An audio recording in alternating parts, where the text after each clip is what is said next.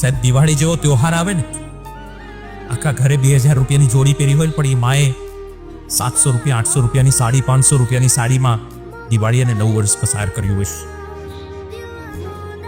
મને દુઃખ એ વાતનું ચોક્કસ થઈ રહ્યું છે કે 16-17 વર્ષની ઉંમરે દીકરો અને દીકરી એકદમ મોટા થઈ ગયા. દીવાર દીકરી એમ કે હા માં તને ન સમજાય, એ મારી પર્સનલ વાત છે. કઈ રીતે સમજાવું દીકરા તને?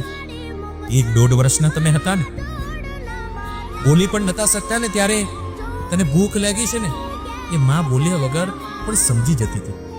એ માને જ્યારે તું એમ કે માં તને ન સમજાય, ત્યારે એ માને એ દિવસે ચોક્કસ ઘણું બધું સમજાય જાય. એવું ઘણી વાર બન્યું કે તે માને કીધું માં ઉપર મારા રૂમમાં વાંચું છું, મને ડિસ્ટર્બ ન કરતા. રૂમનો દરવાજો અંદરથી બંધ થયો અને ભૂખને અડક્યા વગર હાથમાં મોબાઈલમાં ટાઈમપાસ શરૂ થયો. કઈ રીતે તેને સમજાવું કે એ માં બહુ ભોળી છે.